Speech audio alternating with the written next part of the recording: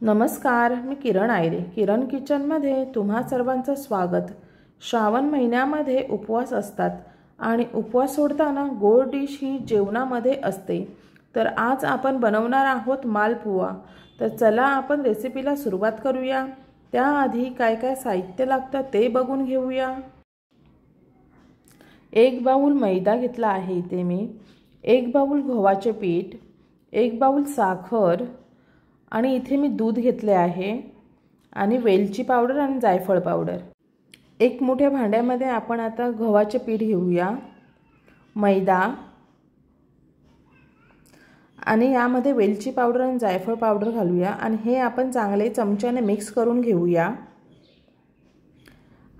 आता हे छान असे मिक्स झाल्यानंतर यामध्ये आपण दूध घालणार आहोत आणि हे आपण परत चांगले मिक्स करून घ्यायचे आहे.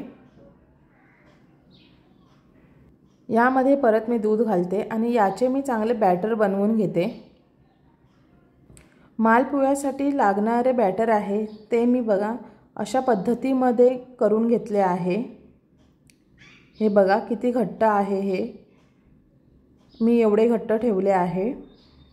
आता आपण हे बॅटर आहे हे झाकून ठेवूया आणि दुसरीकडे आपण पाक तयार करून घेऊया. तर इथे मी एक कढई घेतली आहे आणि त्यामध्ये मी साखर घालते. 1 बाउल साखर आहे म्हणून 1 बाउल पाणी घ्यायचे आणि इथे आपण पाक तयार करून घेणार आहोत. तर इथे मी एकतारी पाक करणार नाही.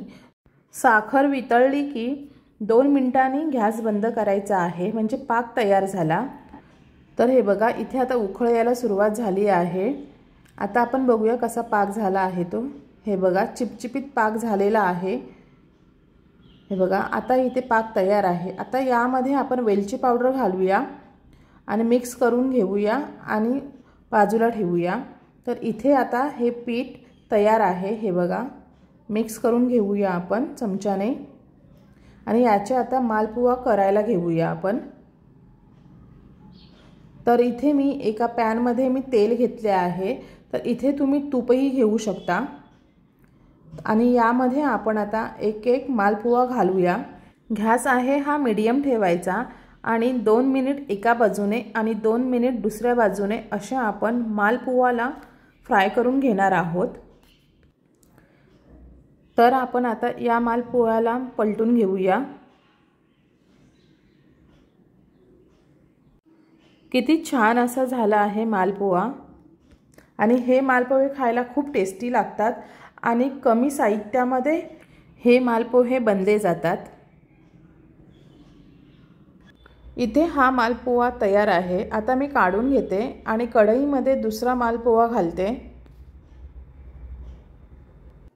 तर हे बघा इथे मालपुवा कसा पटकन तेलावरती तरंगायला लागतो. तर इथे आता सर्व मालपुवा करून तयार आहेत. तर आता आपण हे साखरेच्या पाकामध्ये घालूया.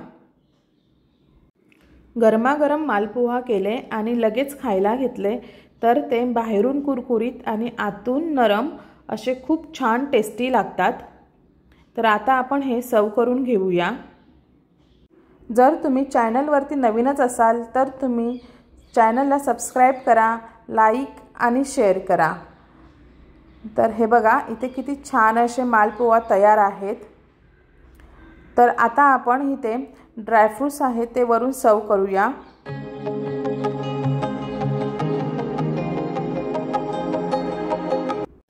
बाहेरून कुरकुरीत आणि आतून नरम गरमागरम असे मालपुवा तयार आहेत. तर ही रेसिपी तुम्हाला कशी वाटली ती तुम्ही कमेंट्समध्ये सांगा. तर चला भेटूया अशीच एक नवीन व्हिडिओ घेऊन. तोपर्यंत नमस्कार.